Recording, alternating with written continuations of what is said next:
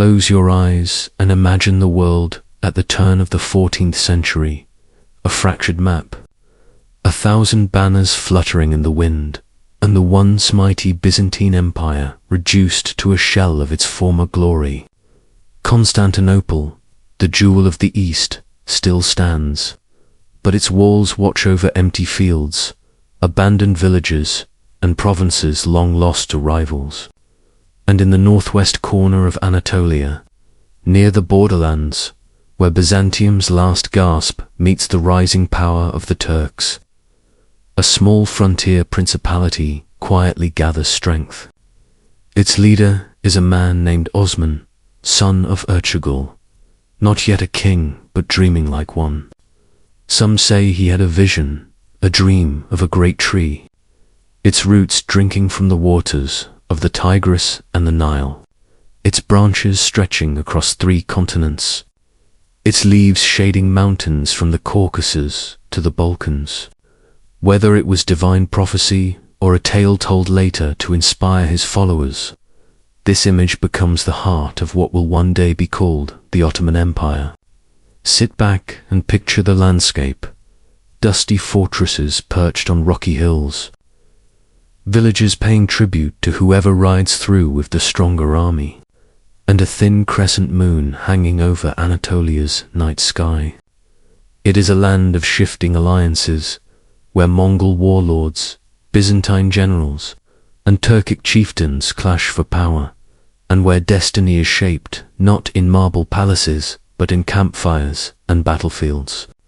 Osman and his warriors are Ghazis, frontier raiders fighting under the banner of faith, striking at Byzantine outposts with lightning speed, claiming land mile by mile. What begins as a survival strategy becomes a mission to carve out a new order in a land where the old order is collapsing. The early Ottomans do not yet know they are building an empire. They are simply seizing the moment, taking advantage of a crumbling Byzantium and a distracted Mongol overlord. But history is already moving in their favor, and within a generation their ambitions will outgrow the valleys and hills of Anatolia. The first great question hangs in the air. How does a small band of warriors transform into one of the most formidable empires the world will ever know? After years of raiding and survival on the Anatolian frontier, the Ottomans turned their attention to something that will change their destiny forever: the capture of a true city. Bursa, nestled like a jewel at the foot of Mount Uladak, is more than a fortress. It is a center of trade, a place where silk merchants from Persia meet spice traders from the Levant, where the sound of church bells mixes with the call to prayer. For the Byzantines, it is one of their last major footholds in Asia Minor. For the Ottomans, it is the key to legitimacy. Imagine the tension as Orhan, son of Osman, lays siege to the city in 1326. The walls are high, the defenders desperate, but the balance of power has already shifted. The Byzantines are too weak to relieve the siege, and one by one, the surrounding fortresses fall. The siege drags on, and within its camps, word spreads that Osman himself has died. The founder of the dynasty is gone before seeing the city he dreamed of taking. The men mourn, but Orhan does not falter. When Bursa finally surrenders, the Ottomans march through its gates not as marauders, but as rulers. There is no sack, no indiscriminate slaughter. Instead, Orhan proclaims Bursa the first capital of the Ottoman state. This decision is more than symbolic. It is transformative. In Bursa, Orhan begins to build something that will last far beyond his lifetime. The Ottomans establish a diwan, a council of state. They mint coins in Orhan's name, signaling to the world that a sovereign power has risen in Anatolia. Mosques and public baths begin to dot the city, and with them, a vision of Ottoman society takes form. Bursa becomes a center for silk production, its markets filling with fabrics, spices, and wares that will later find their way to Europe. The Ottoman army, once a loose band of Ghazis, starts to take on the discipline of a standing force. The young state is no longer just a band of frontier warriors. It is becoming a machine of conquest and governance. But Bursa is only the beginning. With their power now consolidated in northwestern Anatolia, the Ottomans turn their gaze across the narrow straits of the Dardanelles. Beyond that blue water lies Europe, a land fractured rich and ripe for the taking. And soon Orhan will send his warriors across the sea, planting the first seeds of Ottoman power on European soil. What will happen when this Anatolian principality dares to challenge the balance of power on an entirely new continuum, with Bursa secure and the Ottoman state beginning to take shape? Orhan and his warriors turn their eyes toward the west, to the land beyond the narrow straits where Asia kisses Europe. The Dardanelles shimmer like a silver ribbon under the sun, separating two worlds on one side, the rising power of the Ottomans, on the other, a Europe fractured by dynastic rivalries, weakened principalities, and feuding lords. The Byzantines still cling to their European provinces, but their strength is fading, their calls for aid met with silence from a Christendom too busy with its own troubles. The Ottomans watch and wait, and when civil war erupts between Byzantine claimants to the throne, they make their move. Around 1352, they are invited across the straits by one of the warring Byzantine factions as mercenaries. But what begins as an alliance ends as an opportunity. The Ottomans take possession of a small fortress called Kimp Castle on the Gallipoli Peninsula, their first permanent foothold in Europe. Picture the moment, the sound of oars cutting through dark water, warriors landing silently on the European shore, the flicker of torches as they raise the crescent banner above the fortress walls. For the Byzantines, this is just another piece of territory, something they believe they can reclaim later. But for the Ottomans, this is the opening of a door that will never again be closed. From Kimp, the Ottomans launch raids deeper into Thrace, gradually carving out more and more territory. By the 1360s, they are no longer raiders but settlers, bringing their families, building mosques, establishing garrisons.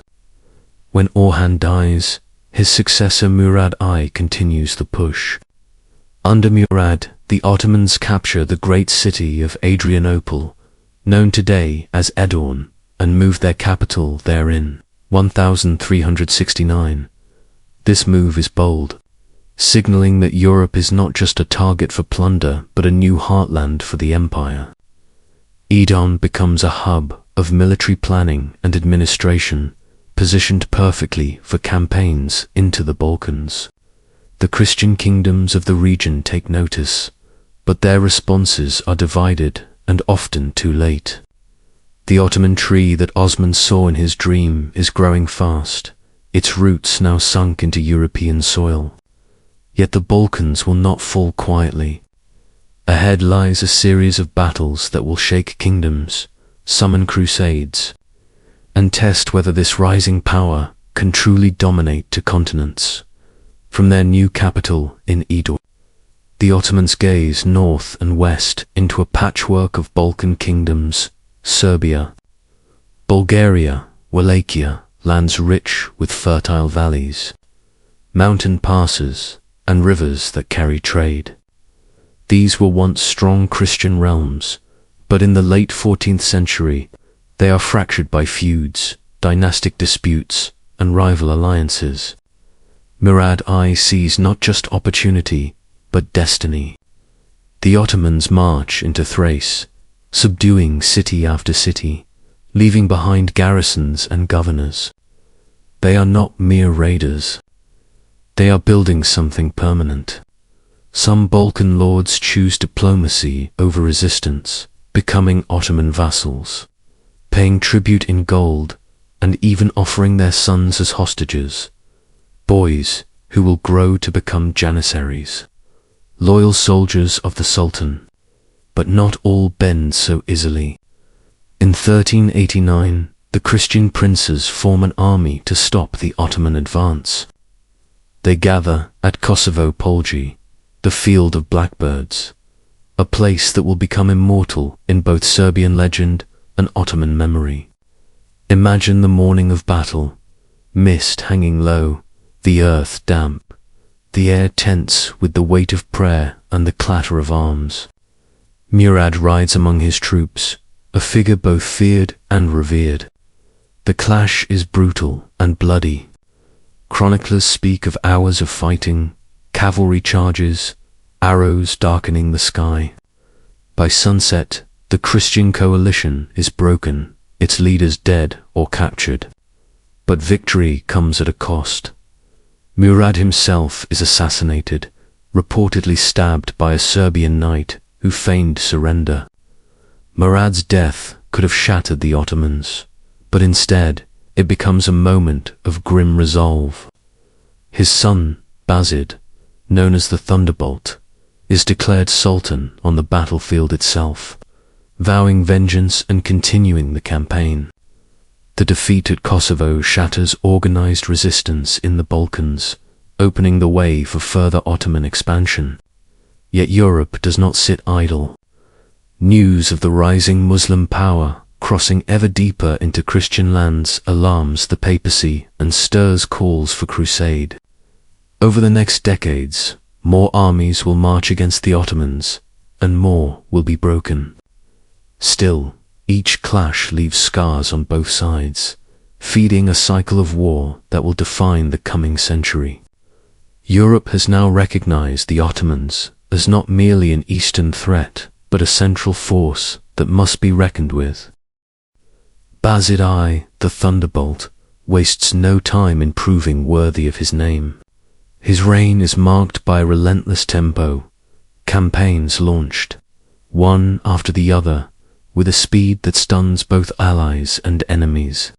His cavalry rides like a storm across Anatolia, subduing Turkish beyliks that had remained independent until now, pulling them under the Ottoman banner. Within a few short years, Bazid consolidates power across much of Asia Minor, forging the Ottomans into the undisputed power in the region. Then, turning westward, he intensifies campaigns in the Balkans, forcing even more kingdoms into vassal. To the Christian rulers, Bazid seems unstoppable, a force of nature, striking without warning, his armies appearing where they are least expected. By 1394, he dares to attempt what none of his predecessors had fully managed, the complete encirclement of Constantinople. The Byzantine capital, now a shadow of its former self, finds itself under siege. Ottoman troops blockade its landward approaches, while a chain of fortresses tighten around the city, cutting off supplies. Inside Constantinople, the great walls still stand, but the population dwindles. The treasury is empty, and hope turns westward toward Christendom. The Pope calls for a new crusade to break the siege, and in 1396, a massive army of knights, soldiers, and adventurers from across Europe marches to confront Bazid. They meet at Nicopolis, on the banks of the Danube, in what becomes one of the last great Crusader battles. The Christian host, overconfident and divided by pride, charges recklessly and is cut to pieces. Bazid's victory is brutal and decisive, and the slaughter of prisoners afterward sends shockwaves through Europe. But just as Bazid seems poised to finish the conquest of Constantinople and cement Ottoman dominance, a new threat rises from the east. Timur, the fearsome warlord of Central Asia. Timur's armies, hardened by years of conquest from India to Persia, now march into Anatolia. In 1402, at the Battle of Ankara, the two titans clash. The result is catastrophic for the Ottomans. Bazid is captured, his army shattered, his empire suddenly without its unifying force. The once unstoppable advance grinds to a halt. The empire now faces something even more dangerous than foreign invasion. A civil war for succession among Bayezid's sons. The capture of Bayezid I by Timur sends the Ottoman world into a spiral of chaos. The once united empire fractures overnight as Bayezid's sons, Suleiman, Isa, Musa, and Mehmed, each claim the right to rule. What follows is a decade-long nightmare known as the Ottoman interregnum, a period when the dynasty turns inward and the brothers fight not just for power, but for the very survival of their house. Imagine Anatolia at this time. Cities burned and rebuilt, alliances made and broken, soldiers switching sides under the cover of night. Even the vassals in the Balkans sense weakness and rise in rebellion, trying to throw off Ottoman control. Suleiman, the eldest, holds Adrianople and the European provinces, ruling with a cautious hand. Isa controls parts of Anatolia, but faces immediate challenge from Mehmed, the youngest but perhaps the shrewdest. Musa allies with Mehmed for a time, helping him defeat Isa, only to later turn on him and cross into Europe, killing Suleiman and taking his place. This fratricidal struggle feels almost biblical, each victory drenched in blood, each defeat bringing the spectre of collapse closer. Through it all, Mehmed waits, plans, and strikes with precision. He slowly wins over allies, including the support of Byzantine Emperor Manuel II, who sees Mehmed as a counterbalance to Musa's aggression. The final confrontation comes in 1413 near Komelu. Mehmed's forces defeat Musa, who flees but is captured and executed. For the first time in more than 10 years, there is a single Ottoman ruler once again. Mehmed I, later remembered as the restorer.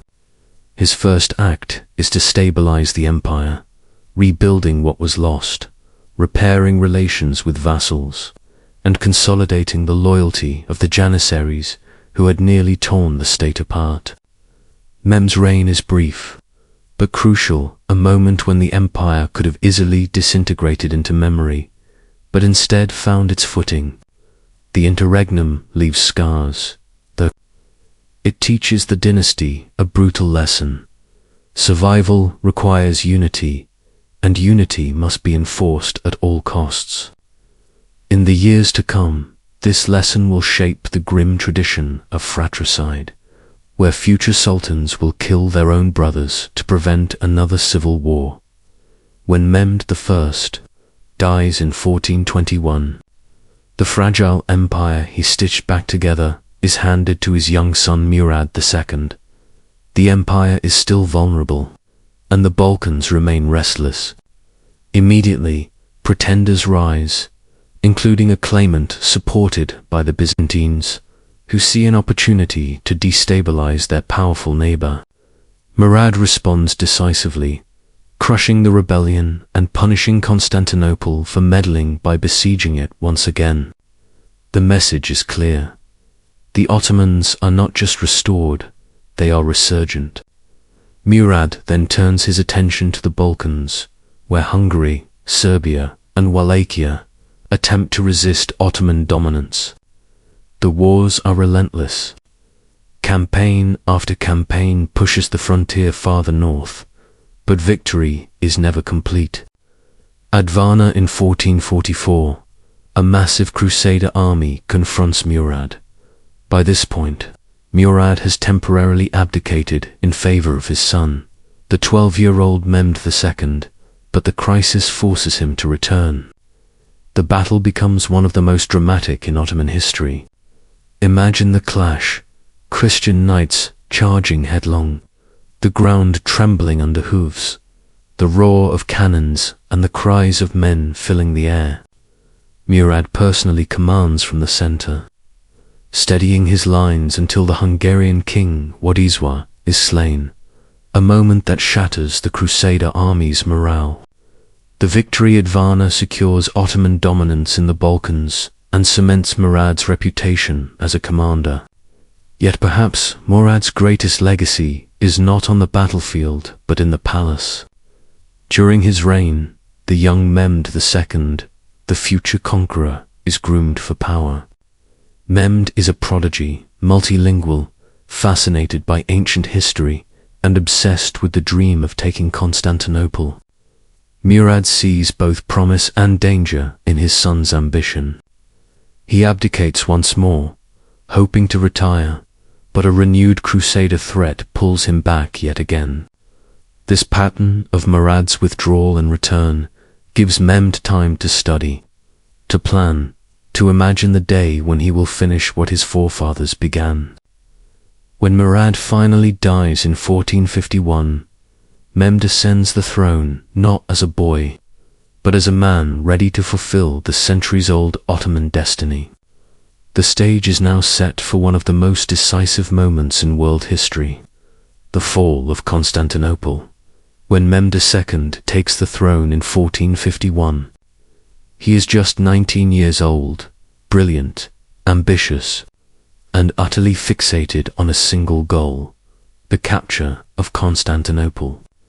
For over a century, the Ottomans have surrounded the Byzantine capital, choking it off from the outside world, yet the city still stands, a stubborn jewel on the Bosphorus, protected by its triple walls and ancient prestige. Mehmed sees this not as a problem, but as destiny. He begins preparations on a scale that no previous sultan dared attempt. First, he orders the construction of Rumeli Hisari, a massive fortress on the European side of the Bosporus, directly across from an earlier Ottoman stronghold. Together, these twin fortresses allow the Ottomans to control all sea traffic into the core city, a stranglehold on Constantinople's lifeline. Then comes the artillery. Mehmed commissions an enormous cannon, the largest of its time. Designed by the Hungarian engineer Orban, this monster gun can hurl stone balls weighing over half a ton, smashing walls that had stood for 1,000 years. The army is vast. Some chroniclers claim 80,000 men, others as many as 200,000. The air must have been heavy with the sound of drums, the neighing of horses, the clatter of weapons as the forces gathered around the city in April 1453. Inside Constantinople, Emperor Constantine XI rallies his meager defenders, perhaps 7,000 men against an enemy that outnumbers them more than 10 to 1. Still, they hope the city's walls will hold as they always have. For weeks, the cannon roar day and night, shaking the earth, tearing gaping holes in the walls, only for the Byzantines to repair them under cover of darkness.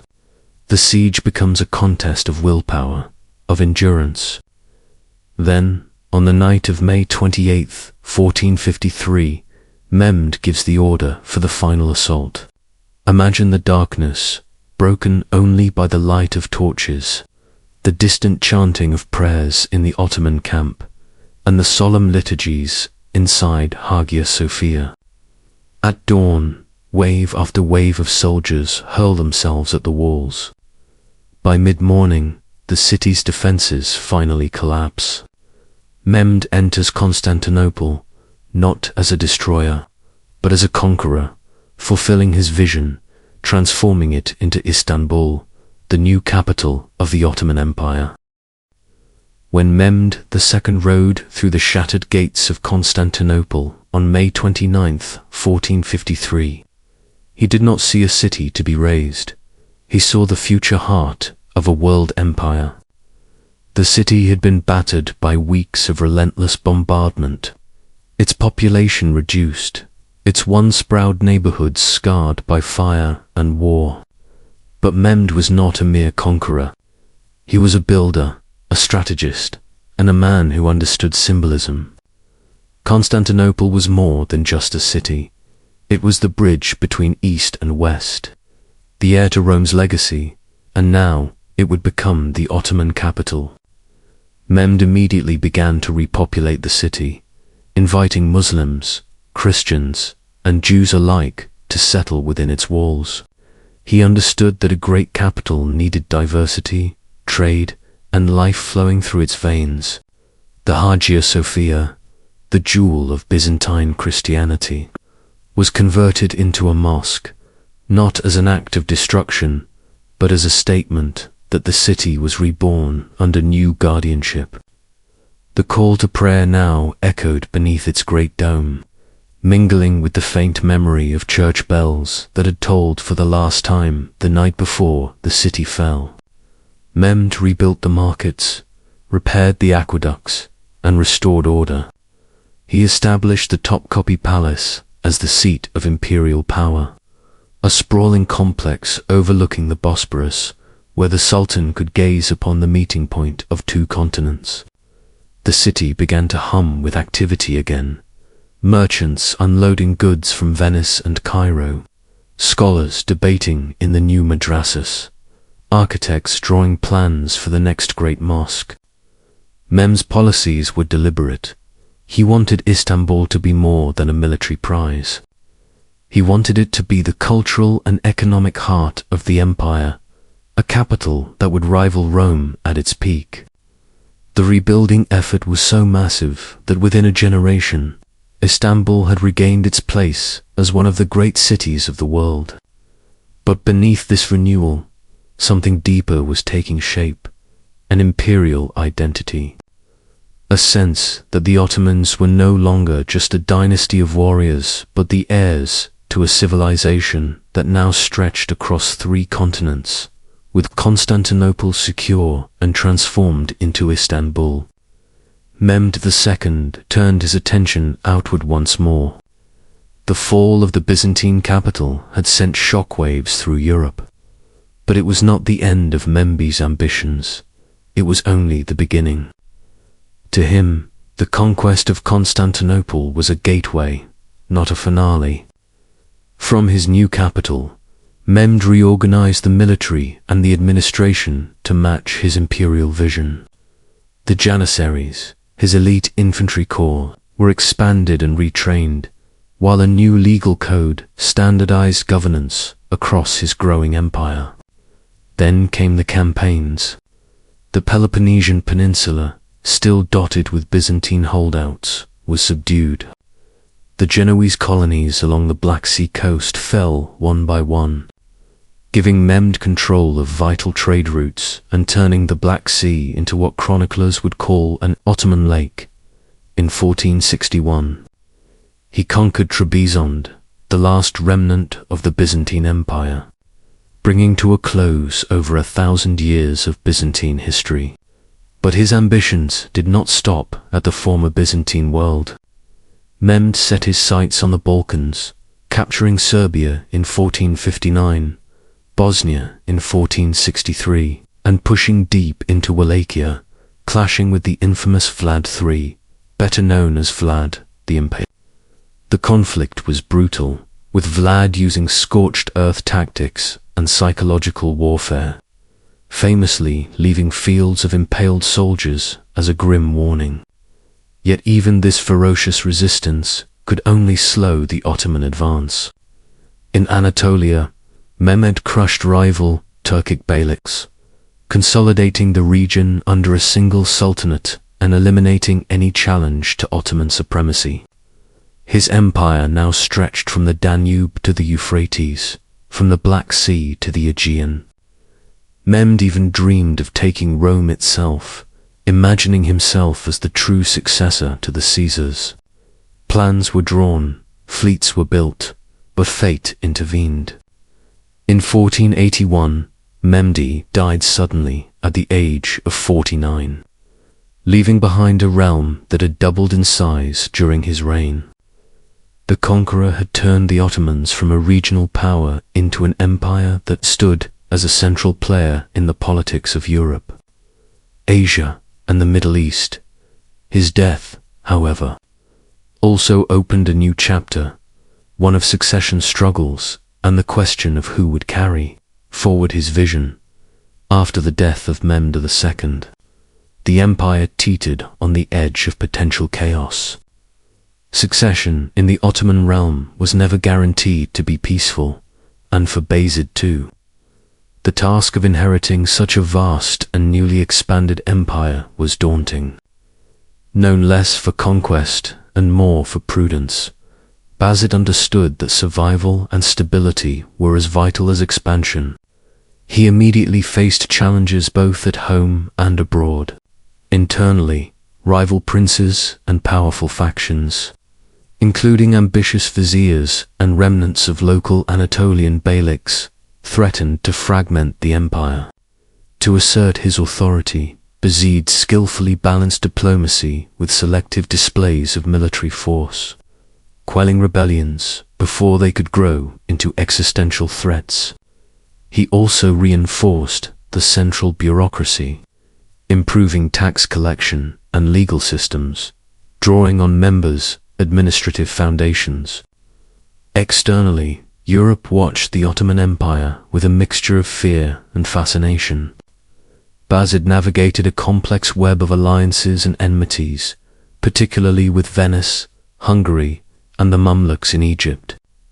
Trade remained crucial to sustaining the empire, and under Bayezid's rule, Istanbul blossomed into a cosmopolitan hub where merchants from Venice, Genoa, and beyond mingled with Ottoman officials, fostering an early global commerce network.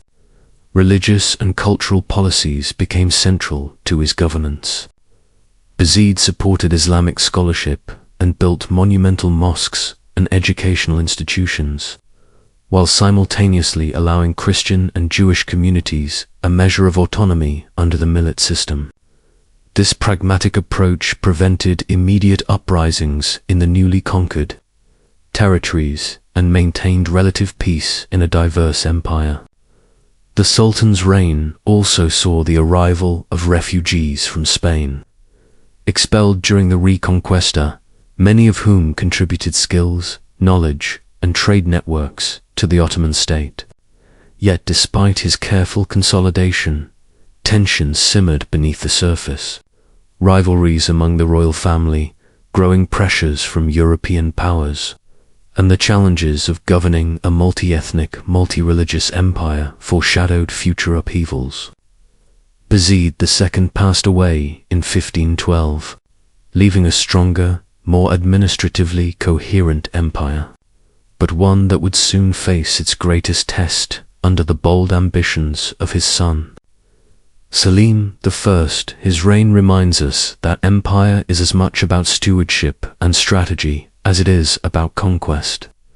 A delicate balance between power and prudence, between order and ambition.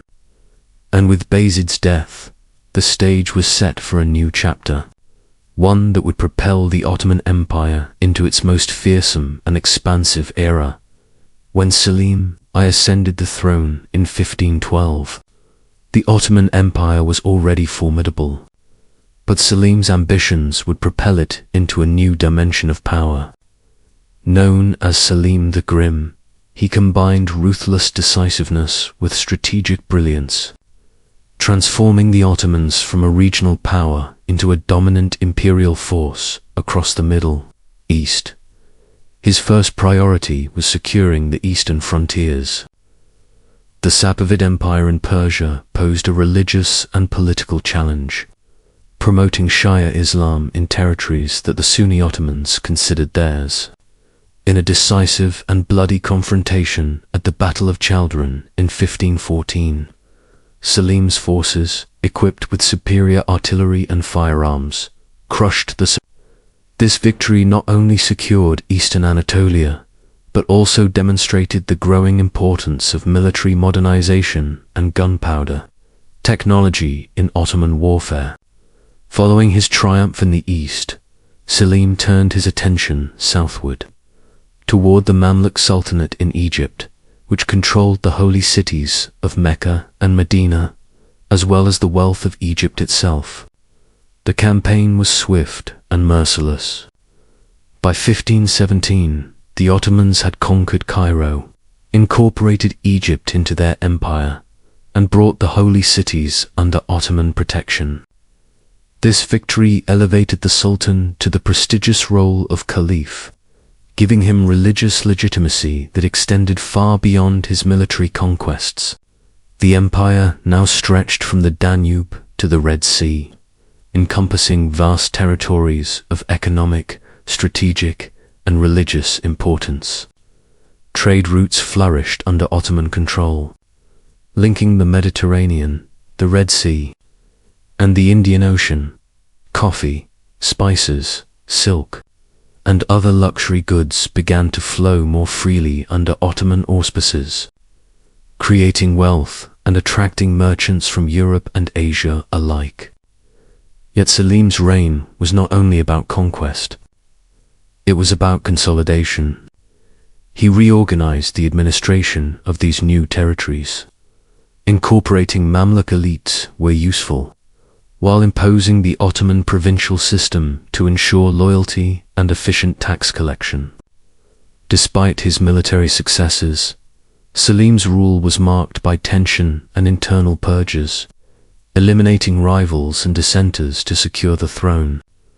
By the time of his death in 1520, he had laid the foundations for an empire that would become one of the most formidable powers of the 16th century, setting the stage for the legendary reign of his son, Suleiman the Magnificent.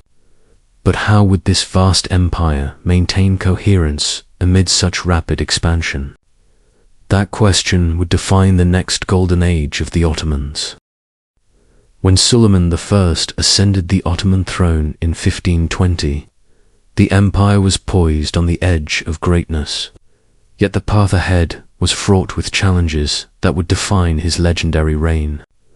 Known to history as Suleiman the Magnificent in the west, and Kanuni the lawgiver in the east, his rule would stretch over 46 years, marking a golden age of both conquest and culture. Under Suleiman, the Ottoman Empire achieved unprecedented territorial expansion, consolidating its influence across Europe, the Middle East, and North Africa.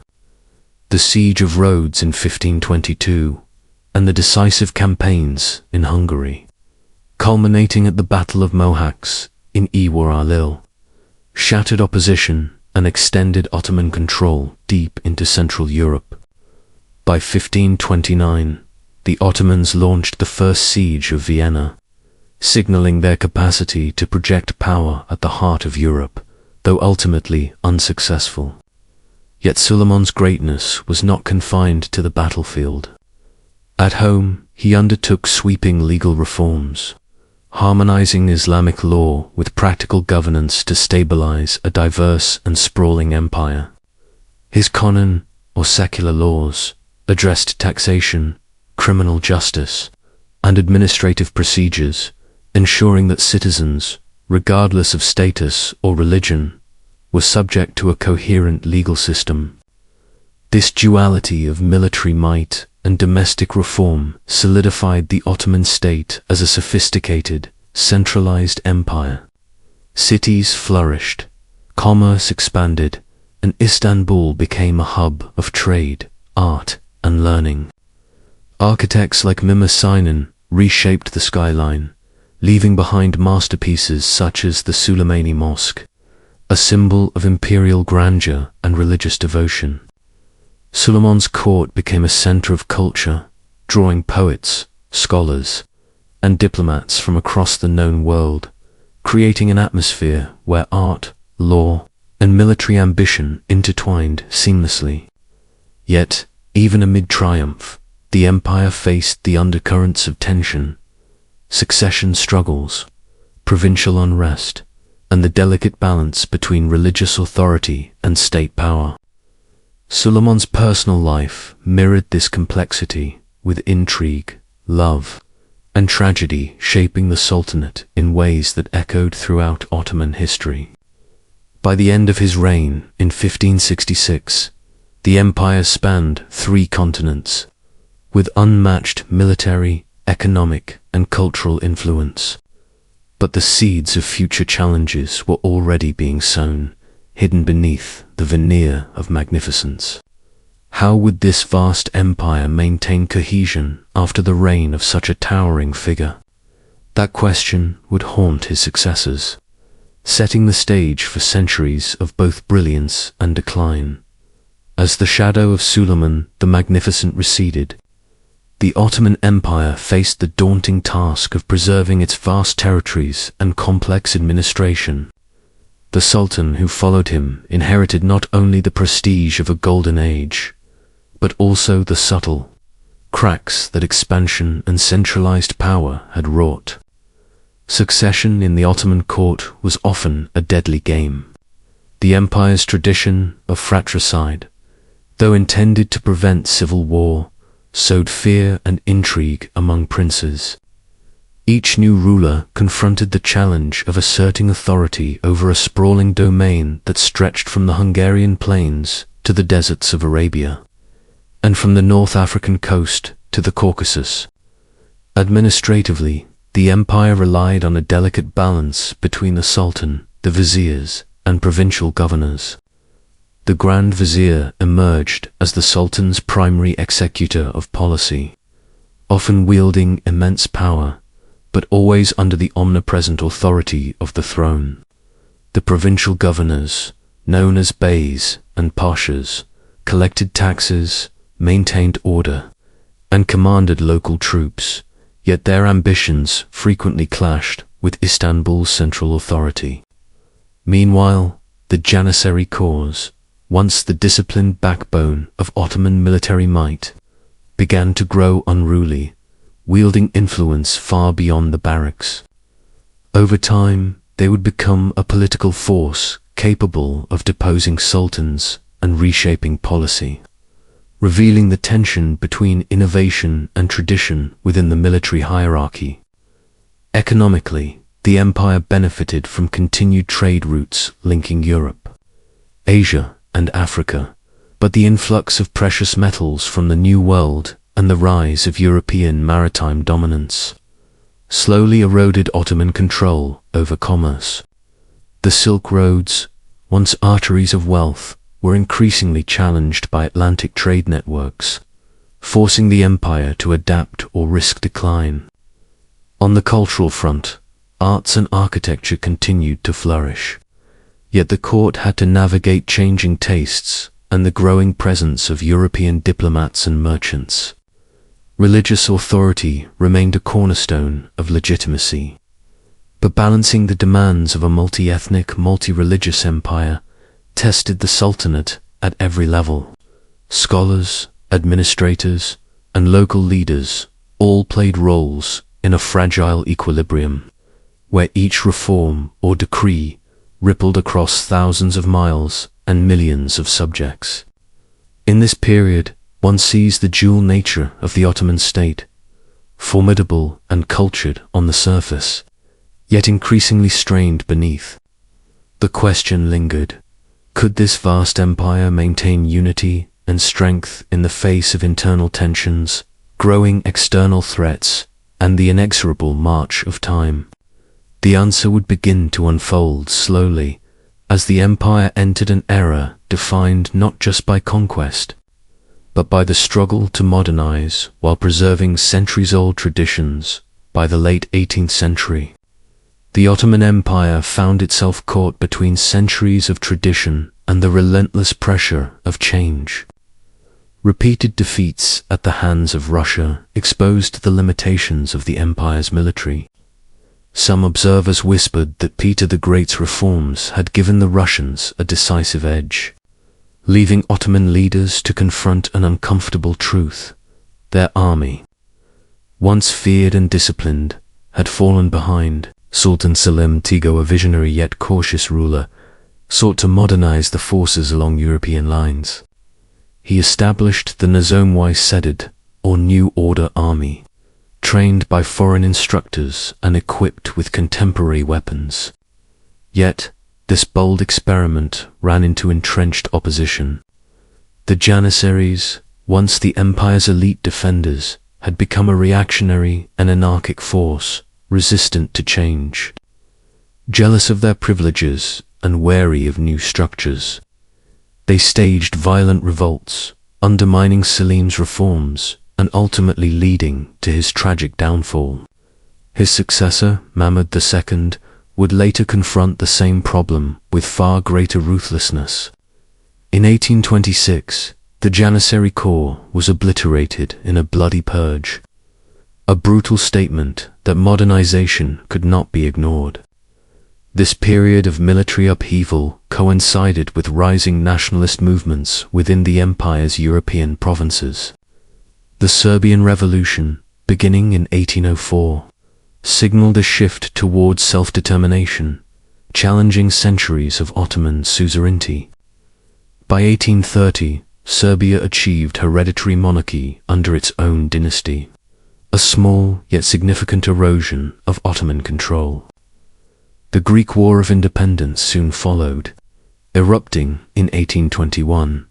Initially a diversion in Moldavia, it quickly spread to the Peloponnese, where rebels secured de facto independence. By 1829, the first regions of the empire had officially broken free, and European observers began labeling the Ottoman state as the sick man of Europe. Trade and diplomacy became increasingly intertwined with these military pressures. While Istanbul alone ran an import surplus, the empire as a whole relied on exporting raw materials and luxury goods, even as European colonial products undercut domestic industries. Foreign merchants and non-Muslim Ottoman subjects gradually dominated trade, particularly in cities like Aleppo and Istanbul.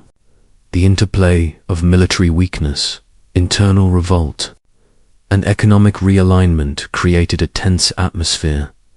The empire could no longer rely solely on tradition, yet fully embracing European-style modernization risked alienating entrenched interests.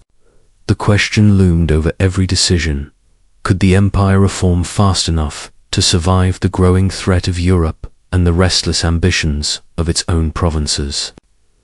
Or was it destined to slowly unravel, a colossus of the past, struggling to catch up with a world that had already left it behind? The reign of Mahmud II, 1808 to 1839, marked a turning point in the Ottoman Empire's struggle between tradition and modernity.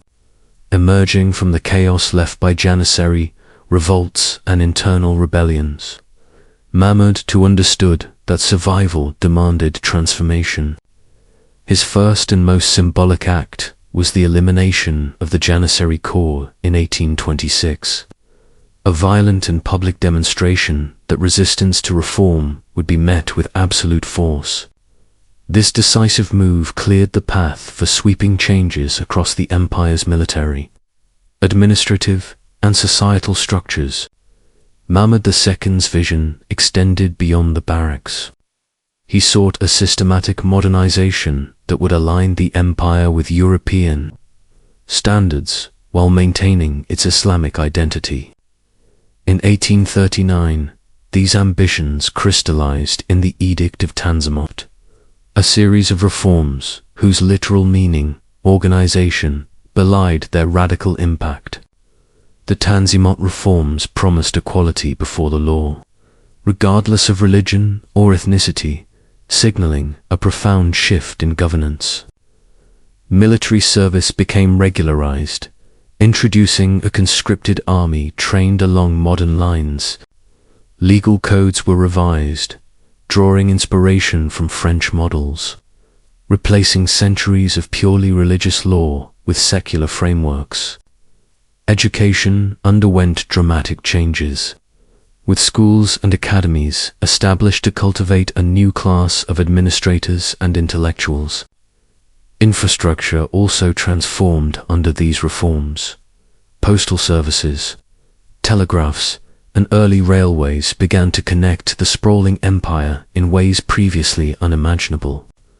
Trade regulations and banking institutions were modernized, integrating the Ottoman economy into the wider European market. Yet, reform was never smooth or uncontested. Conservative elements within the religious hierarchy, as well as entrenched local elites, resisted changes that threatened their privileges. Mahmud navigated this tension with a mixture of coercion and strategic compromise, aware that half measures could invite both internal collapse and external aggression. Culturally, the empire began to see the emergence of a cosmopolitan elite, fluent in multiple languages, conversant in European thought, yet deeply rooted in Ottoman traditions. These reforms would shape generations of leaders, including Mustafa Kemal Ataturk, who drew lessons from the Tanzimat period in forging the Republic of Turkey decades later. But despite these monumental changes, the empire remained fragile. Nationalist stirrings in the Balkans and economic pressures from foreign powers continued to gnaw at its foundations. The question lingered: could these reforms, impressive on paper and ambitious in scope, truly secure the empire's survival? Or were they a fleeting moment of progress, destined to be overshadowed by the tides of nationalism, war, and international intrigue that swept across the 19th century? As Mahmud II's reforms laid the foundations for a modernized Ottoman state, the empire's economy was simultaneously undergoing its own quiet revolution. The 19th century saw a complex interplay of domestic production, foreign trade, and mercantile influence, which shaped both the empire's wealth and its vulnerabilities. Istanbul, the imperial heart, ran an imports surplus, absorbing luxury goods, silks, and commodities that flowed from Europe and beyond. Meanwhile, much of the rest of the empire maintained a precarious export surplus, sending grains, raw materials, and regional specialties across the Mediterranean and Black Sea. Some scholars suggest that the empire still benefited from favorable trade balances during the early 19th century. Yet by mid-century, the dynamics had begun to shift.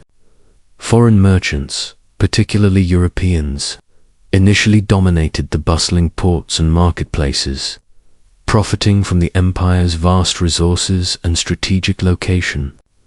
Over time, however, Ottoman non-Muslim communities, Armenians, Greeks, and Jews rose to prominence, leveraging education, literacy, and commercial networks to gradually replace European intermediaries.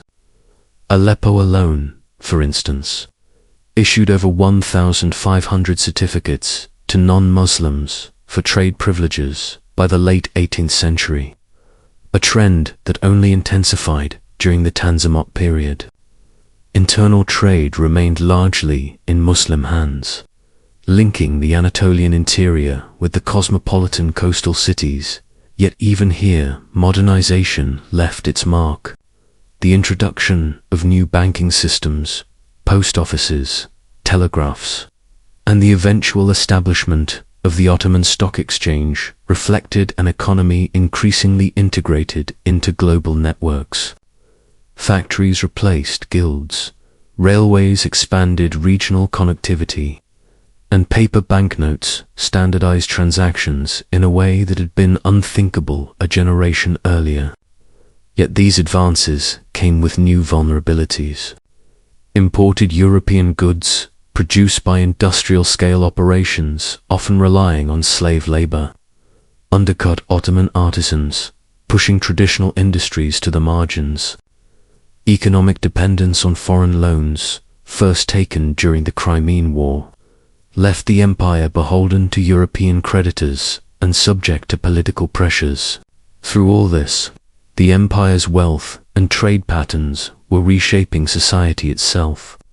The rise of a commercially empowered non-Muslim elite contrasted sharply with the rural Muslim peasantry, fostering subtle social tensions that would resonate for decades. The question lingered, haunting merchants and sultans alike: Could the Ottoman Empire truly modernize its economy while maintaining sovereignty? Or would global pressures eventually erode its independence, leaving wealth and power in foreign hands? The empire's fortunes hung in the balance, at once vibrant, innovative, and perilously fragile. By the mid-19th century, the Ottoman Empire was awakening to the mechanical pulse of modernity, and nowhere was this more evident than in its embrace of railways.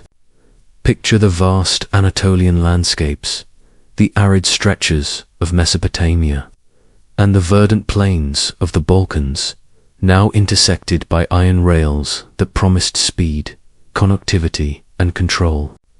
The empire, once reliant on slow caravans and treacherous sea routes, began constructing rail lines that would bind distant provinces to Istanbul and each other. The first line, between Cairo and Alexandria in 1856, hinted at a transformative vision, the ability to move goods, troops, and people with unprecedented efficiency. Soon after, railways spread to Izmir, Aydin, and Bursa, linking port cities to agricultural hinterlands, accelerating trade, and bringing the empire closer to the industrial heartbeat of Europe. Some researchers suggest that these railways were not merely economic tools.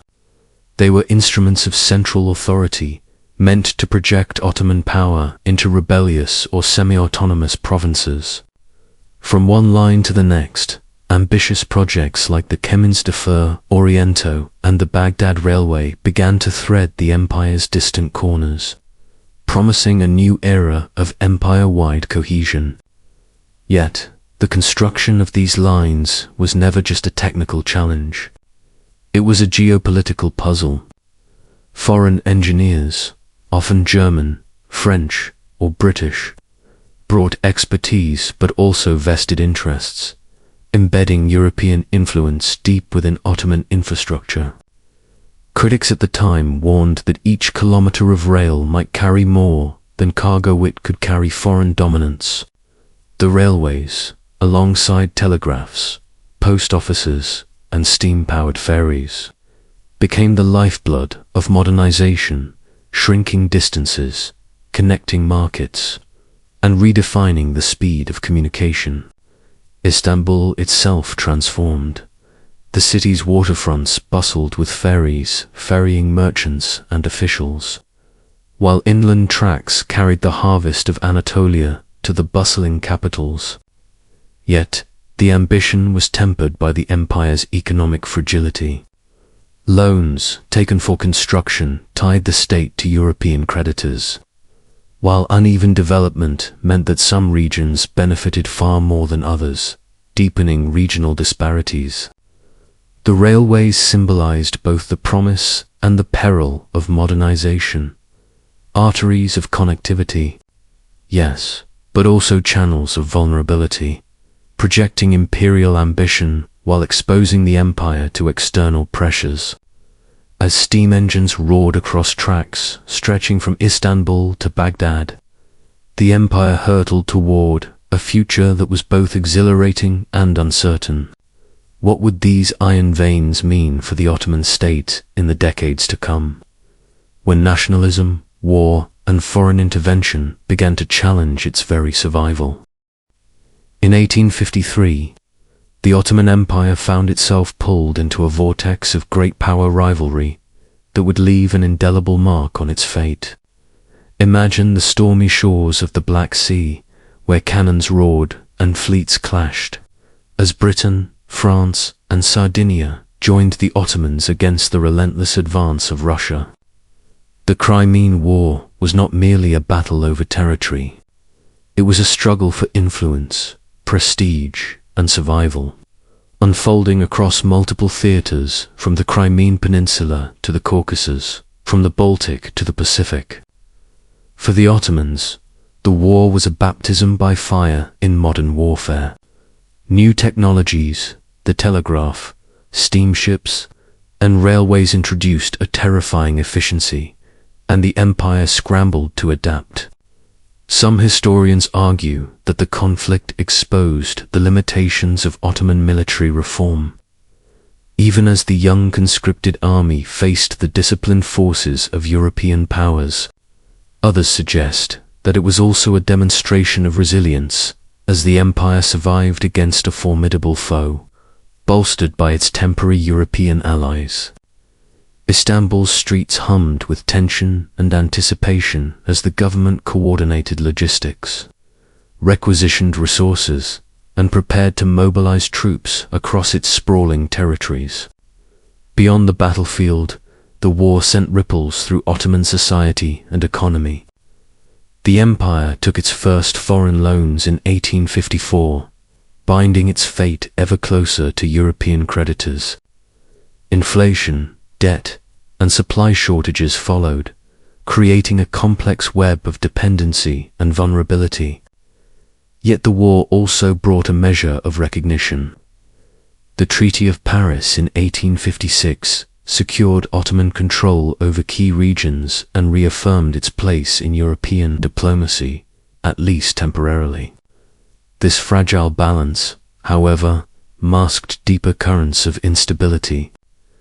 Refugees, Crimean Tatars fleeing Russian advance, and Circassians displaced from the Caucasus flooded Ottoman lands, transforming demographics, challenging resources, and reshaping social structures. Some of these Mahassa communities became central to the empire's modernization, contributing to urban life, education, and commerce. The Crimean War thus marked a paradoxical chapter: victory tempered by vulnerability, innovation shadowed by dependence, and survival entwined with new forms of external influence. For the Ottoman Empire, the war was both a warning and a lesson, a testament to its enduring resilience and a stark reminder that the forces arrayed against it were only growing in strength. As the smoke cleared over Sevastopol, the empire glimpsed the precarious road ahead, where diplomacy, reform, and foreign entanglement would define its destiny. What price would the Ottomans pay for survival in the decades to come, as nationalism and great power politics continued to encroach upon their realm?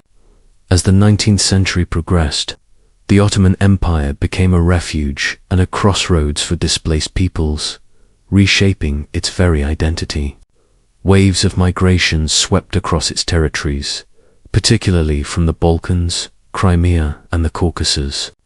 These refugees, collectively known as Mahassa, were not mere numbers. They were entire communities uprooted by wars, conquests, and the collapse of neighboring states. Imagine the caravans stretching across Anatolian plains, families carrying what little they could salvage, the air filled with grief, hope, and the uncertain hum of new beginnings. The exodus of Crimean Tatars, fleeing Russian expansion in the mid-1900s, brought nearly 200,000 souls into Ottoman lands. Later, Circassians, numbering hundreds of thousands, were forced from their homelands in the Caucasus, leaving behind centuries of rooted existence for the precarious safety of Ottoman provinces. The empire had to absorb them, and in doing so, it faced immense challenges: land allocation, housing, integration, and the potential for ethnic tension with existing populations.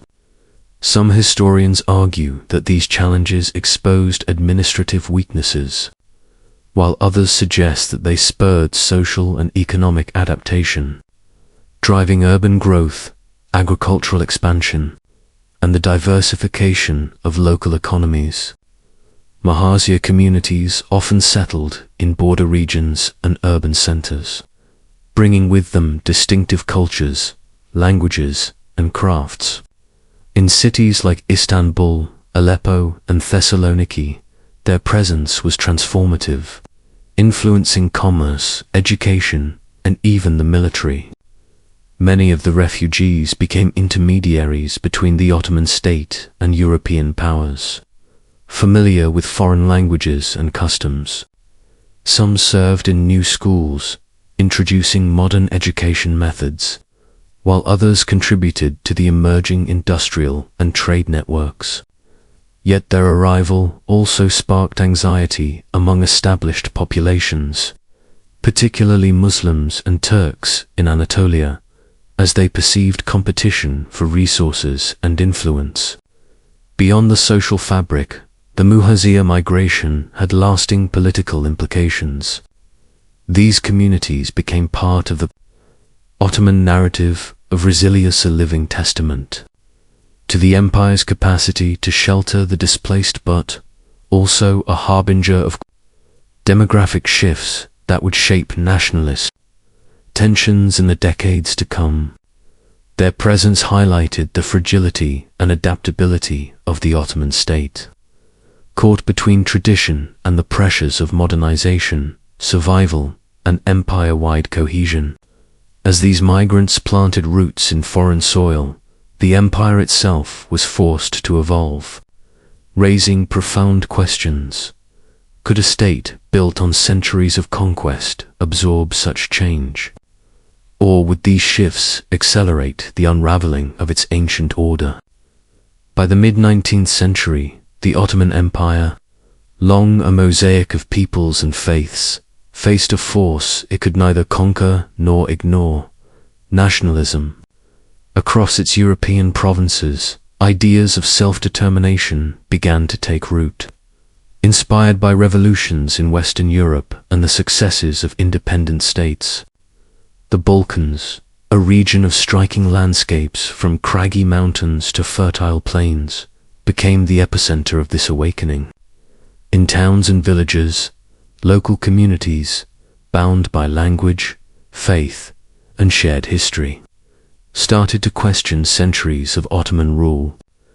The Serbian Revolution, which had begun in 1804 and concluded with the formal recognition of a hereditary monarchy by 1830, was a clear harbinger of things to come. Nearby, the Greek War of Independence erupted in 1821, its flames spreading from the Peloponnese to the northern Gulf of Corinth, eventually securing Greek sovereignty in 1829. Each uprising was both a local rebellion and a chapter in a larger story of a crumbling empire.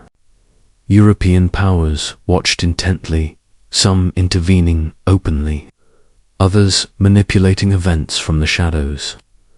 Their diplomats and spies like chess players maneuvering across the continent's vast board. Within the Ottoman administration, reactions varied.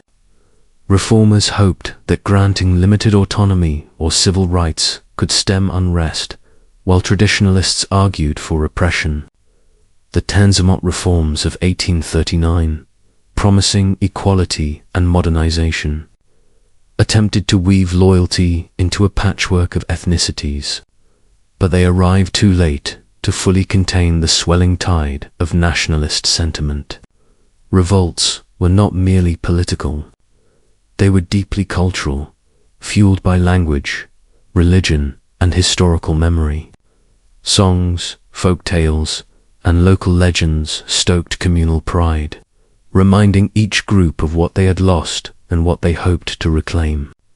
The empire, which once expanded through conquest and centralized control, now confronted an internal force more elusive: identity itself. As regions like Serbia, Montenegro, and Bulgaria edged toward independence in the latter half of the 19th century, the Ottoman state faced a dilemma: concede ground and survive, or resist and risk fragmentation. Each rebellion sent ripples through the empire's political and military structures, reshaping strategies, alliances, and even urban planning. By the late 1800s, the Balkans were a simmering cauldron, where the mingling of ethnic aspirations and imperial authority set the stage for inevitable confrontations. And yet, even as the empire lost territory and influence, a question lingered in every village and palace corridor: could a centuries-old empire reconcile its diversity?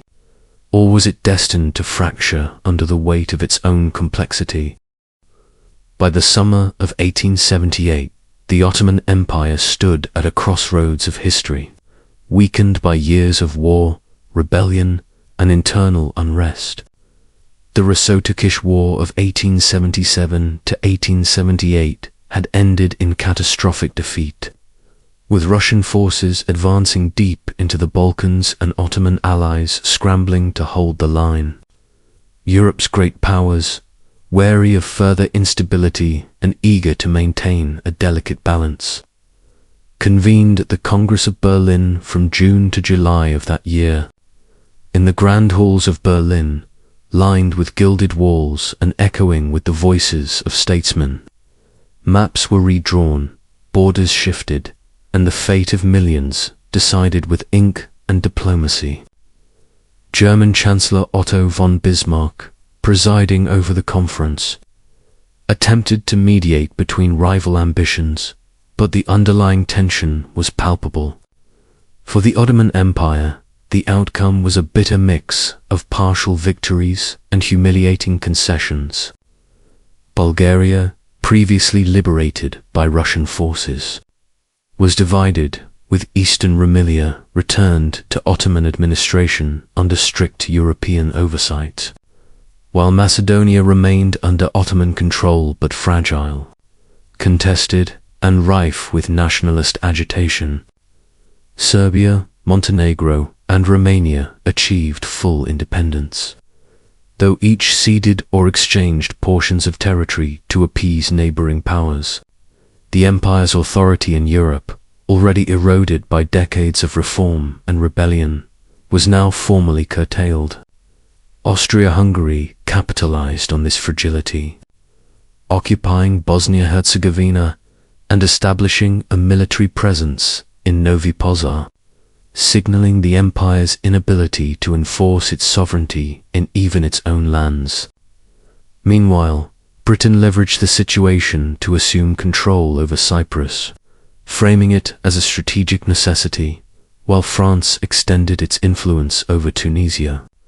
Each territorial loss and administrative concession further emphasized the Ottoman Empire's nickname, the sick man of Europe. Internally, the empire faced a crisis of legitimacy. How could a state that had once commanded vast swathes of Southeast Europe now negotiate the survival of its remaining provinces? The Congress of Berlin, though hailed by some as a triumph of diplomacy, left lingering grievances. Russia, despite battlefield victories, felt slighted. Austria-Hungary expanded its influence, but inflamed nationalist tensions. The Ottoman administration remained weakened, reliant on foreign powers for survival. In the mountains, rivers, and plains of the Balkans, local populations watched and waited, emboldened by new autonomy and stirred by centuries of suppressed identity. The empire's decline was no longer abstract. It was carved into maps, signed into treaties, and whispered about in every Ottoman court. And yet, even as it lost ground in Europe, the question persisted: could the empire adapt and survive, or was this the beginning of an irreversible collapse that would reshape the region for generations? As the 19th century progressed, the Ottoman Empire faced mounting pressures not only in the Balkans but also in its distant provinces. Egypt, historically a vital grain supplier and strategic crossroads linking Africa and Asia, had long enjoyed a degree of autonomy under local rulers known as Khedive. By the early 1800s, this semi-independence evolved into a delicate balancing act. Egypt was nominally Ottoman, yet increasingly influenced by European powers who saw opportunity in its wealth and strategic location. In the 1880s, this fragile equilibrium fractured. Political turmoil and anti-European sentiment stirred unrest, threatening the control of the Khedivial administration.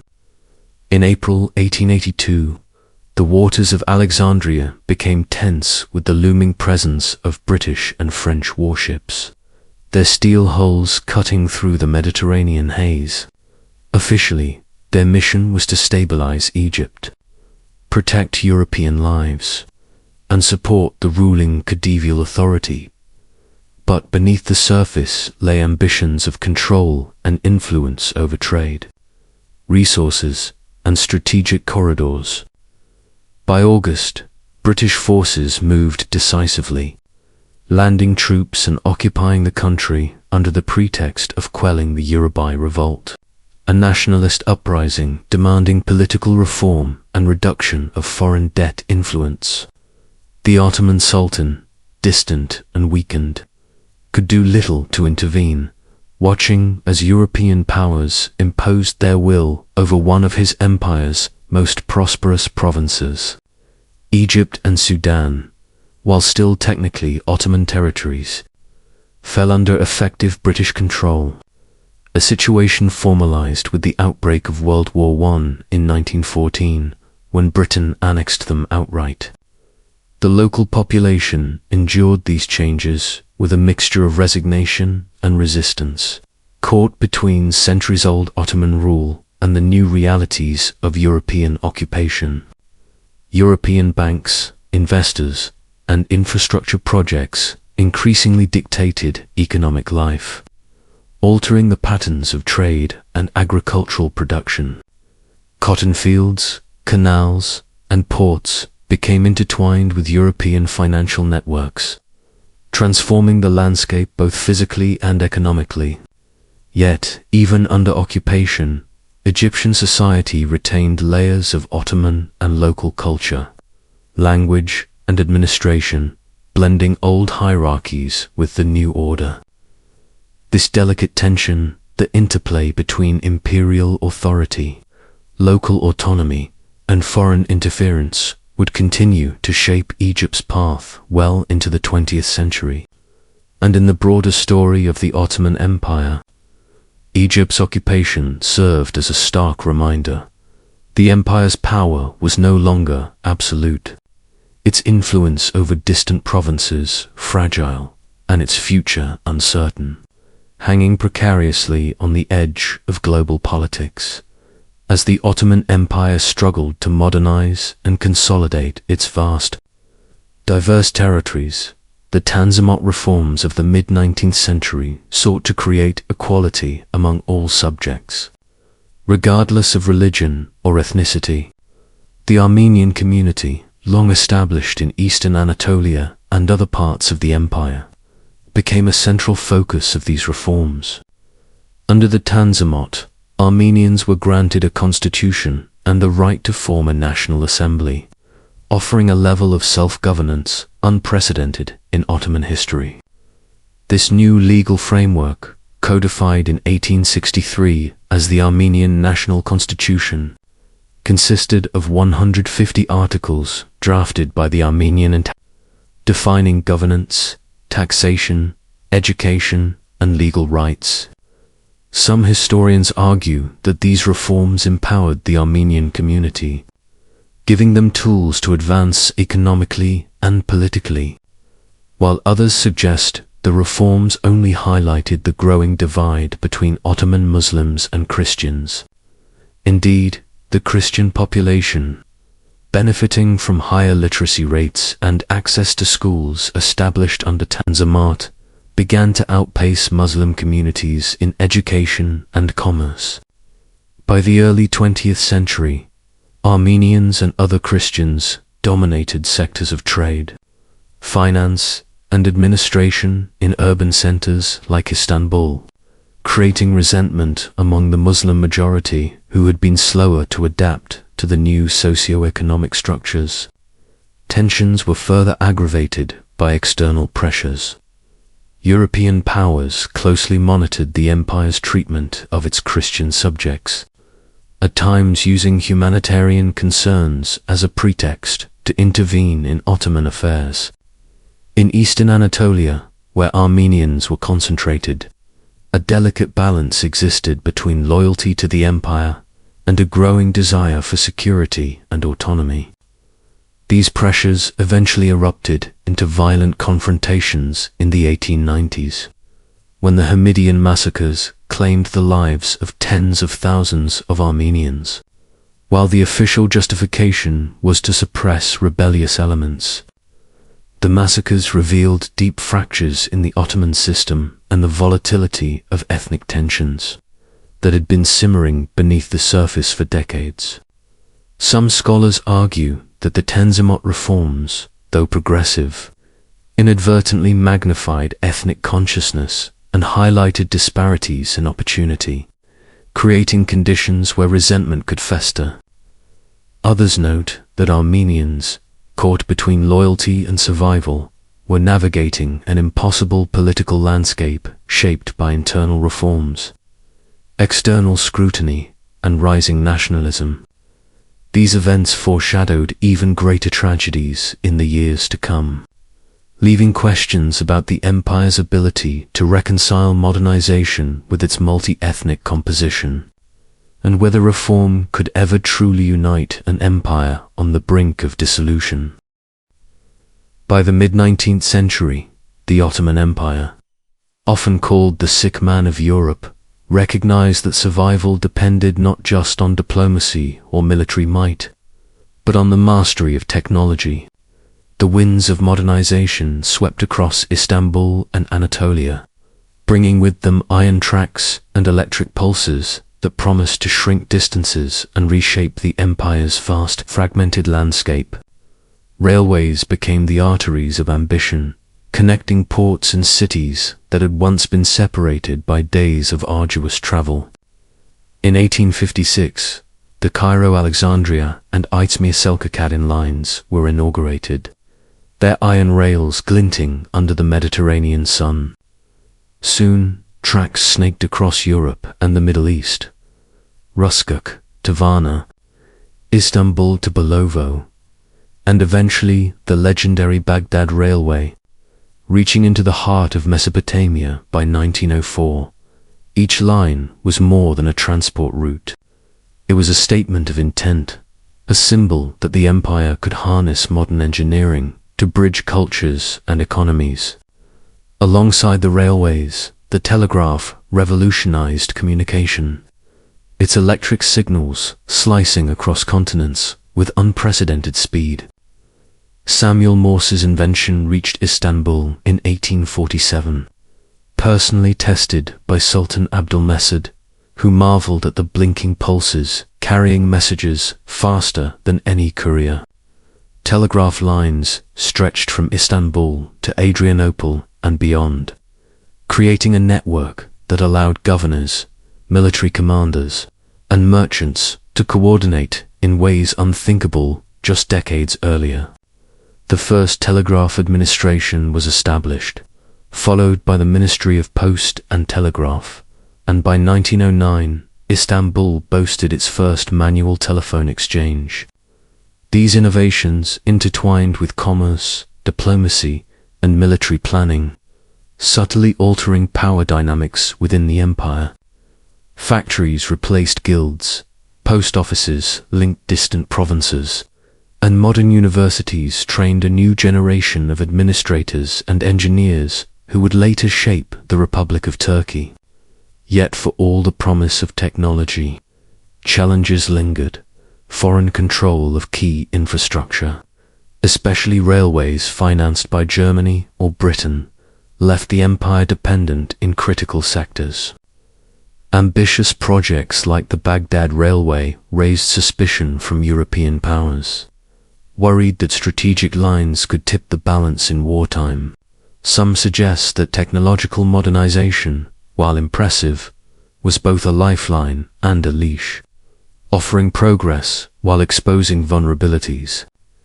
As trains thundered across Anatolia and telegraph pulses blinked messages across the empire, the Ottoman leadership wrestled with a profound question. Could an empire so steeped in tradition truly master the future?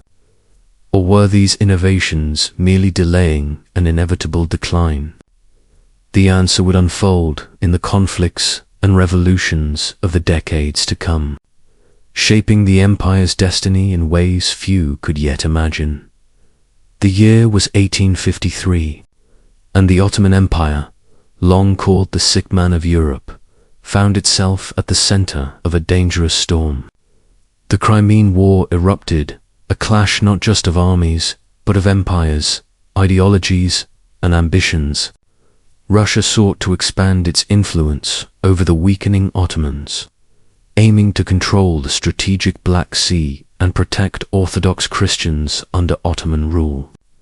Britain, France, and the Kingdom of Sardinia, fearing Russian dominance and the collapse of the European balance of power, allied with the Ottomans, transforming what could have been a regional conflict into a spectacle of global consequence. The battles were brutal, fought across Crimea, the Caucasus, the Baltic, and even the distant shores of the Pacific. Cannons roared and rifle fire cracked through the air, echoing across windswept plains and frozen waters, while armies struggled with supply lines, disease, and the harsh elements. The Crimean War was one of the first modern conflicts, introducing innovations that would change the face of warfare. Railways ferried troops and supplies with unprecedented speed, while the telegraph allowed commanders to coordinate movements across vast distances. Hospitals and ambulance corps, inspired by the efforts of Florence Nightingale, revealed a new awareness of medical care in war, even as tens of thousands perished from wounds and illness. For the Ottoman Empire, the war was both a test and a revelation. Allied support preserved its territorial integrity, at least temporarily, while exposing the empire's dependence on foreign powers. Financially, the empire took its first foreign loans in August 1854, beginning a pattern of debt that would haunt the state for decades. Politically, the war highlighted the need for reform, demonstrating that traditional structures and outdated military systems could not withstand the pressures of modern conflict. Yet beyond politics and strategy, the Crimean War left scars on the population. Waves of refugees, including Crimean Tatars fleeing Russian persecution, streamed into Ottoman lands, reshaping communities and introducing new cultural influences. Some researchers suggest that this demographic shift, alongside technological modernization, subtly transformed Ottoman society, blending old traditions with new ideas and preparing the empire for the sweeping reforms of the Tanzimat era. The war ended with the Treaty of Paris in 1856, securing Ottoman control over key territories and temporarily halting Russian expansion. But beneath the treaty's formal assurances, tensions simmered, and the empire's survival remained fragile.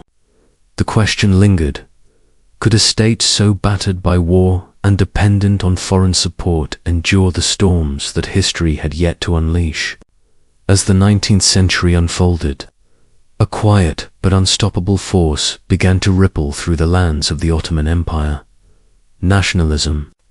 The empire, a sprawling mosaic of peoples, languages, and religions, had long relied on the millet system to manage its diversity, allowing communities to govern themselves in matters of faith and culture. Yet, by the 1800s, ideas from Western Europe, liberty, self-determination, and national identity penetrated its borders, carried by merchants, students, and exiles. In the Balkans, these ideas found fertile ground. The Serbian Revolution, which had begun in 1804, was a harbinger of what was to come, a people rising not just for reform, but for independence. By 1817, Serbia had emerged as a self-governing monarchy under nominal Ottoman suzerainty, a delicate balance that masked a deeper shift in power. Next came Greece, whose war for independence erupted in 1821, fueled by centuries of resentment and a vision of a nation free from Ottoman rule. The Peloponnese became a battlefield of fire and blood, where villages were razed, alliances forged, and betrayals whispered in the shadowed streets.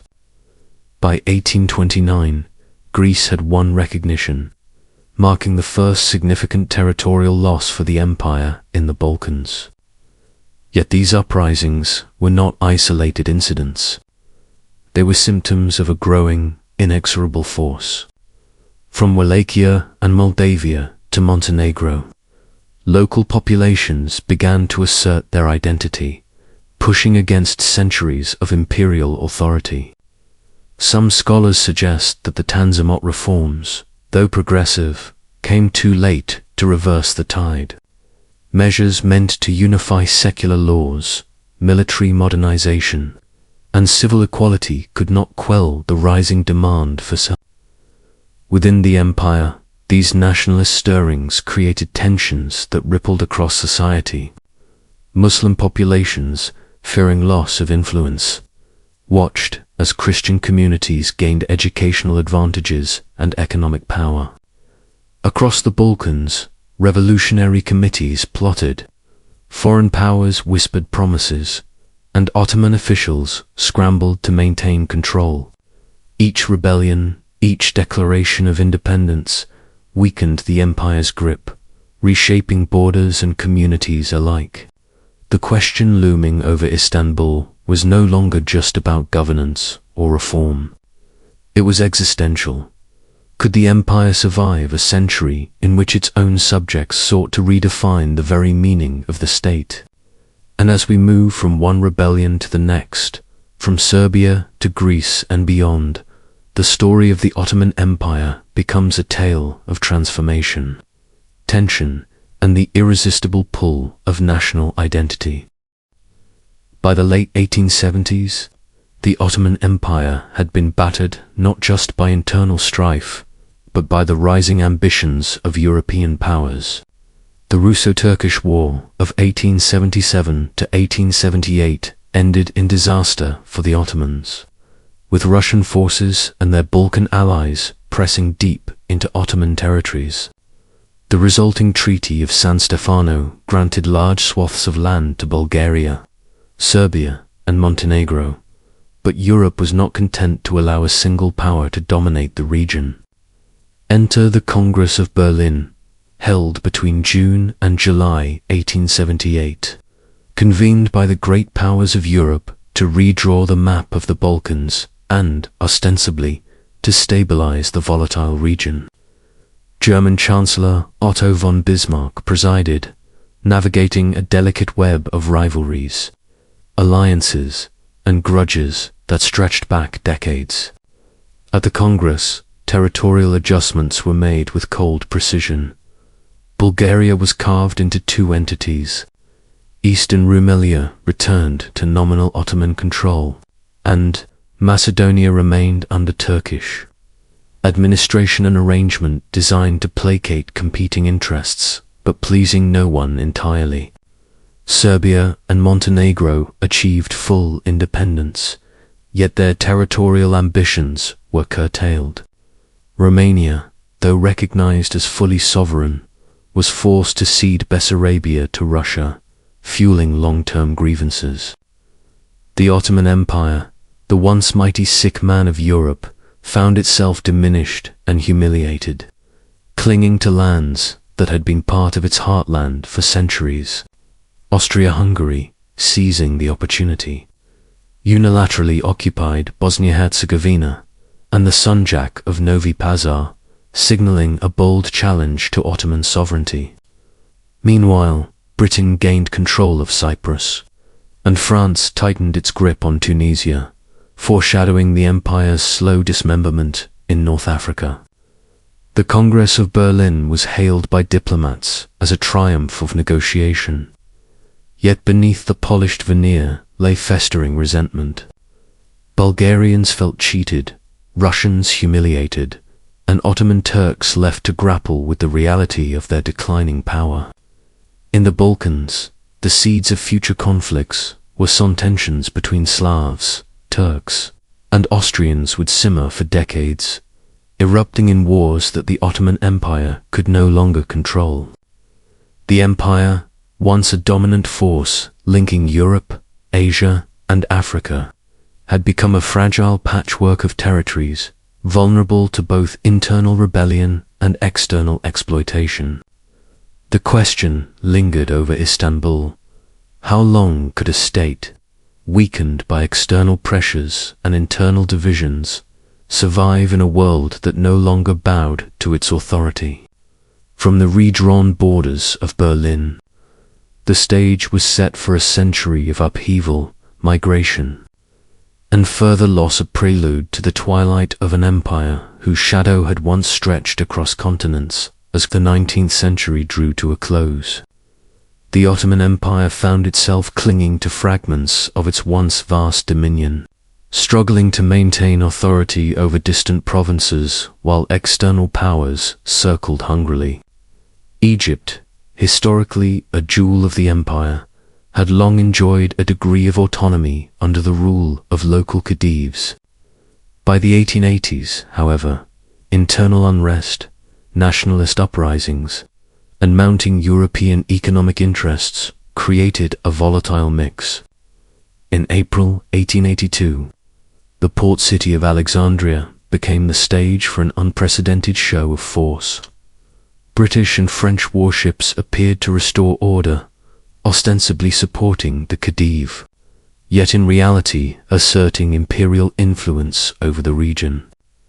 By August, British forces had effectively occupied Egypt, installing themselves as the de facto power, while leaving the Khedive as a ceremonial figurehead. Though Egypt and Sudan remained Ottoman provinces in name, the empire's control was a hollow illusion, and the strategic lifelines of the Suez Canal were firmly under European supervision.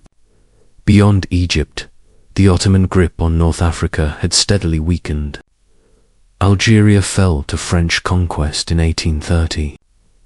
Tunisia succumbed in 1881, and Libya, the last Ottoman stronghold in the region, was invaded by Italy in 1912.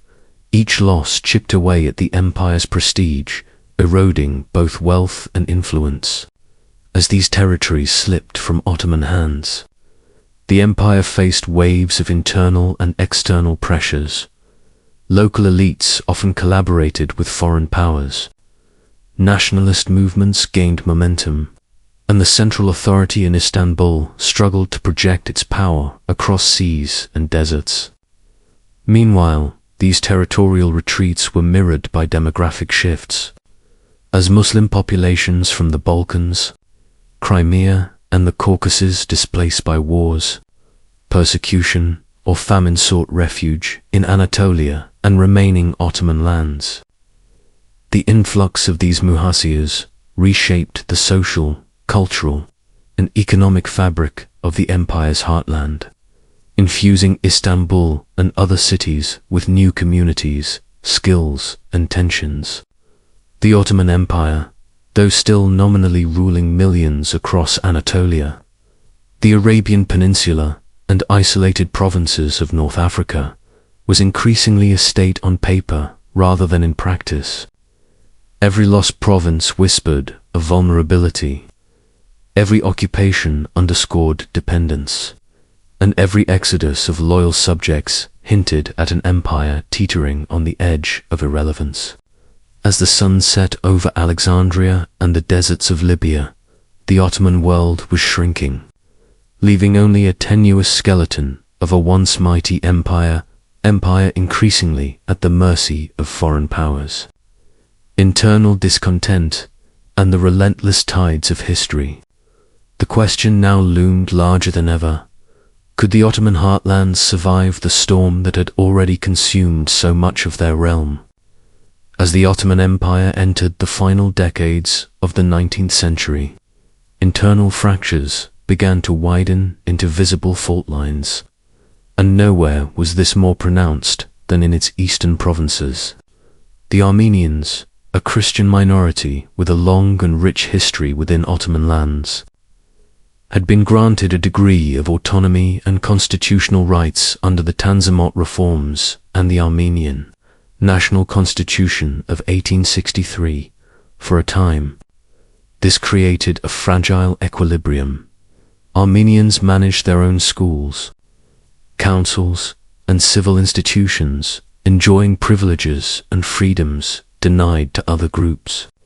But these advancements, rather than fostering loyalty, often inflamed tensions with the Muslim majority.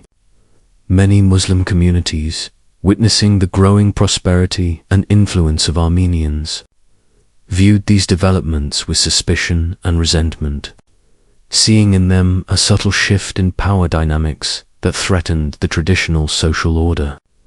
Internationally, European powers, particularly Britain, France, and Russia, watched the situation closely, using the plight of Armenians as both a diplomatic lever and a moral rallying point. Sultan Abdulhamid, dual ruling from 1876 to 1909, was acutely aware of these pressures, balancing between appeasing European demands and maintaining internal authority.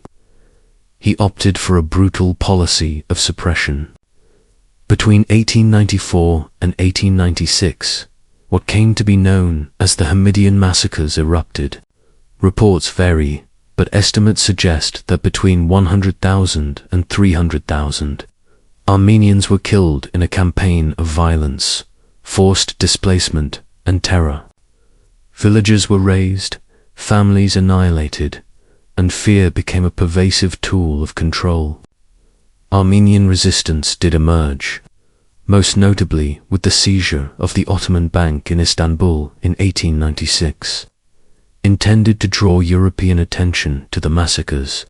Yet, these efforts achieved little relief, revealing the vulnerability of a minority caught between imperial politics, local animosities, and the machinations of foreign powers. The events deepened ethnic divisions, eroded trust in central authority, and illuminated the fragile nature of Ottoman governance. What had once been a vast empire managing a mosaic of peoples now appeared brittle, its internal cohesion threatened by mistrust, resentment, and external manipulation. By the close of the 19th century, the Armenian question had become emblematic of the empire's greatest struggle. How could a state simultaneously modernize, appease foreign powers, and manage diverse populations all, while its territorial integrity and legitimacy were steadily eroding? The answer remained elusive, and the shadows of violence foreshadowed the catastrophic conflicts yet to come in the early 20th century. As the 20th century dawned, the Ottoman Empire faced the full force of nationalist movements in the Balkans, and the cracks that had long been forming began to widen into gaping chasms. The Tanzimat reforms had attempted to modernize the empire, to build bridges between different ethnic and religious groups, and to centralize authority, but for many, these efforts came too late. National consciousness had taken root across the Balkans. Serbia, Montenegro, Bulgaria, and Greece were no longer willing to remain under nominal Ottoman suzerainty. By 1912, these rising nations formed the Balkan League, a coalition determined to expel Ottoman influence from Europe entirely. The First Balkan War erupted, and the Ottoman army, once a formidable force that had inspired fear across continents, found itself overextended, ill-prepared, and outmatched. Cities that had been under Ottoman control for centuries fell in rapid succession, from the plains of Macedonia to the mountains of Albania. The Second Balkan War followed almost immediately, as former allies fought over newly claimed territories. The results were devastating. The Ottoman Empire lost nearly all of its European lands, except for a small portion of East Thrace and the historic city of Adrianople, now Edon. These territorial losses triggered a massive demographic shift. Muslim populations, fearing reprisals and atrocities from victorious Balkan states, fled in waves, joining the already swelling numbers of refugees in remaining Ottoman lands or seeking safety further east in Anatolia. Known collectively as Mahazia, these migrants brought with them diverse cultures, languages, and traditions, fundamentally altering the social fabric of Anatolia. Towns once quiet now echoed with the languages of displaced peoples. Streets that had been familiar to generations were now repopulated with new faces and histories. The loss of the Balkans also stripped the empire of a critical economic base, weakening its ability to generate revenue and maintain infrastructure. For the European powers observing these events, the decline of Ottoman influence in the Balkans represented both an opportunity and a strategic challenge, as they sought to assert their own interests in the region while avoiding direct confrontation. Within the empire itself, the sense of crisis intensified. What had once been a centuries-old dominion over vast and diverse lands was now contracting rapidly, and the remaining territories faced the daunting task of integrating refugees, shoring up defenses, and contending with the relentless tide of nationalism. By 1913, it was clear that the Ottoman Empire's European chapter was effectively over, leaving only Anatolia and East Thrace as its last strongholds.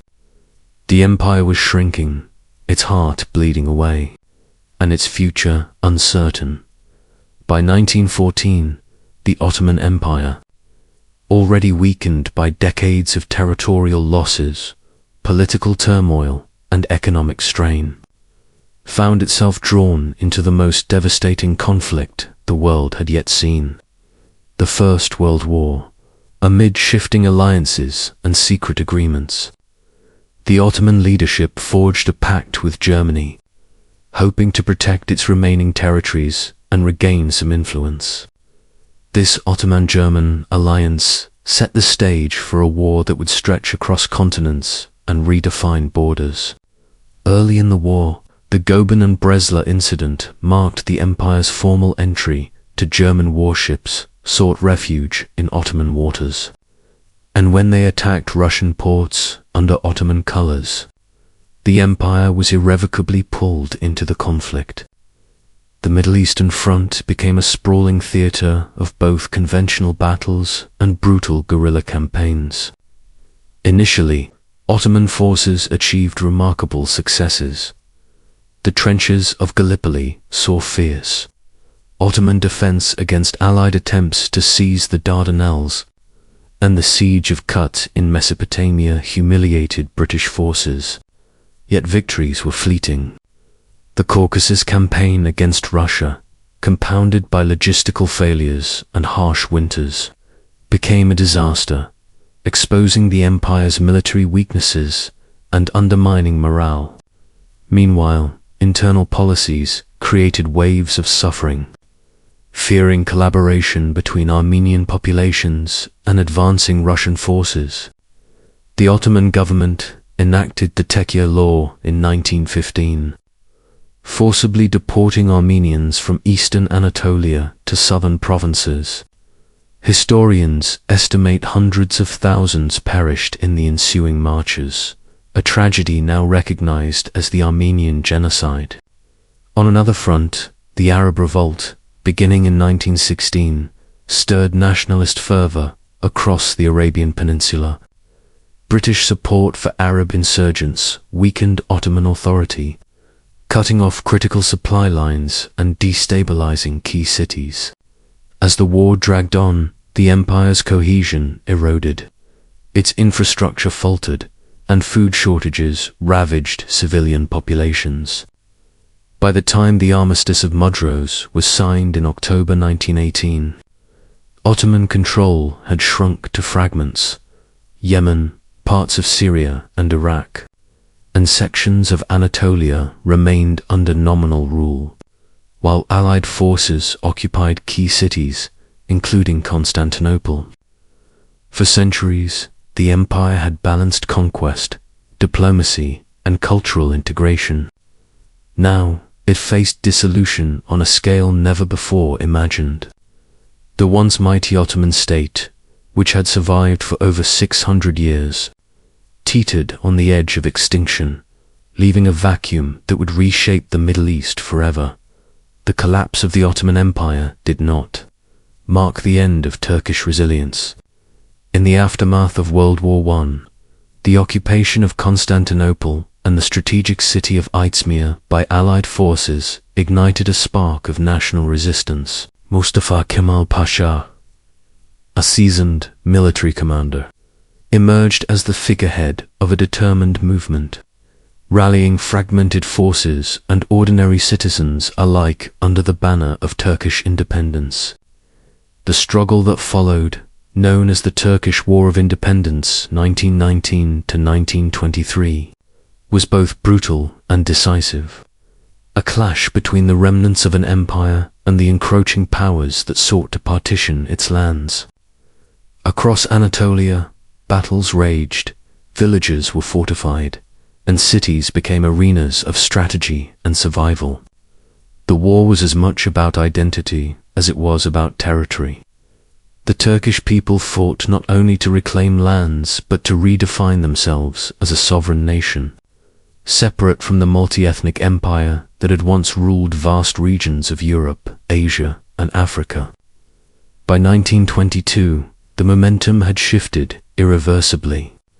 The last Ottoman Sultan, Mehmed VI Vahdettin, was deposed. His departure from Istanbul on November 17th, symbolizing the definitive end of 6 centuries of imperial rule. The Grand National Assembly of Turkey, under Mustafa Kemal's leadership, established control, setting the stage for a bold new experiment in governance. The Treaty of Lausanne in 1923 secured international recognition of Turkey's independence, formalizing borders and sovereignty in a landscape scarred by war, famine, and displacement. On October 29, 1923, the Republic of Turkey was officially proclaimed, a nation born from the ashes of empire, committed to secularism, modernization, and national unity. The abolition of the Caliphate a few months later erased the last remnants of Ottoman religious authority, cementing the break from centuries of imperial tradition. In the years that followed, Mustafa Kemal, later known as Ataturk, instituted sweeping reforms, modernizing education, law, language, and governance, transforming the social fabric of a country that had once been the core of a global empire. While the Ottoman dynasty was exiled, its legacy lingered in architecture, culture, and collective memory, haunting cities like Istanbul, whispering stories of grandeur, conquest, and survival. Today, the echoes of that empire resonate in Turkey's monuments, mosques, and palaces, and in the consciousness of a nation that rose from turmoil to forge a modern identity. The story of the Ottoman Empire, from its rise to its dramatic fall and the birth of the Turkish Republic, is a saga of ambition, resilience, tragedy, and transformation, a chronicle that continues to shape the world even a century later, inviting us to reflect on the impermanence of power and the enduring spirit of a people.